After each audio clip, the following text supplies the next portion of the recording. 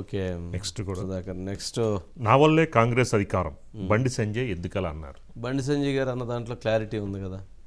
కాంగ్రెస్ అధికారంలోకి రావడానికి భారతీయ జనతా పార్టీ అధ్యక్షుడిగా ఉన్నటువంటి బండి సంజయ్ని మార్చిన తర్వాత కాంగ్రెస్ పార్టీ పిక్ అయింది.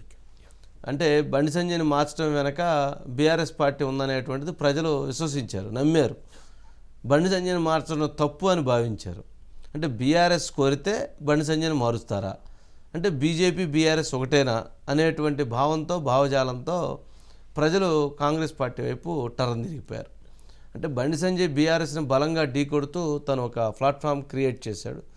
బట్ ఆ పర్సంటేజీ దాదాపు ఏదైతే యాంటీ ఓట్ ఇటు వచ్చింది అనుకుంది, దాంతో బండి సంజయ్ని తీసేయడంతో ఆ యాంటీ ఓట్ అంతా కూడా కాంగ్రెస్ వైపు వెళ్ళింది.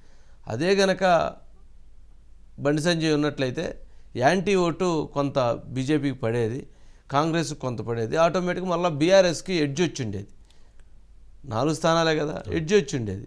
అది చేతులారా స్వయంకృతాపరాధంతో భారతీయ జనతా పార్టీ చేసుకున్నటువంటి అంశం అది. సరే, ఆయన చెప్పింది అంటూ వాస్తవం కదా. ఆయన ఉంటే బీజేపీ గెలిచేది కాదేమో, కానీ కాంగ్రెస్ వచ్చేది కాదు, బీఆర్ఎస్ వచ్చి ఉండేది. సుధాకర్ అంతేనా, ఇంకే ఈక్వేషన్ తేడా ఉంటుందా? అంతే సార్. రెండవసారి బీఆర్ఎస్ అధికారంలోకి 88 స్థానాలతో వచ్చిన తర్వాత కాంగ్రెస్ పార్టీని పూర్తిగా చీల్చేసి దాన్ని 102 ఎమ్మెల్యేలను చేసుకొని కాంగ్రెస్ పార్టీ పూర్తిగా చతికిలబడిపోయింది. ఆ సమయంలో తెలంగాణ రాష్ట్రంలో బీఆర్ఎస్కి ఇక తిరిగే లేదనుకునే తరుణంలో బండి సంజయ్ రాష్ట్ర అధ్యక్షునిగా ఉండి విడతల వారీగా పాదయాత్రలు చేసి ఆయన ఒక ప్రత్యామ్నాయాన్ని తెలంగాణ రాష్ట్రంలో సృష్టించగలిగాడు. అప్పుడు వ్యూహాత్మక తప్పిదం బీజేపీ చేసింది. బీఆర్ఎస్తో ఉన్న లోపాయకారి ఒప్పందం కారణంగా కవితను అరెస్ట్ చేయలేదు, అదేవిధంగా బండి సంజయ్ని తీసేశారనే భావన తెలంగాణ ప్రజలలో ఏర్పడింది. ఈ కారణంగానే బీఆర్ఎస్కు ప్రత్యామ్నాయం కాంగ్రెస్గా చూశారు. దీని అంతటికీ కారణం బండి సంజయ్ అనేది ఒకటి.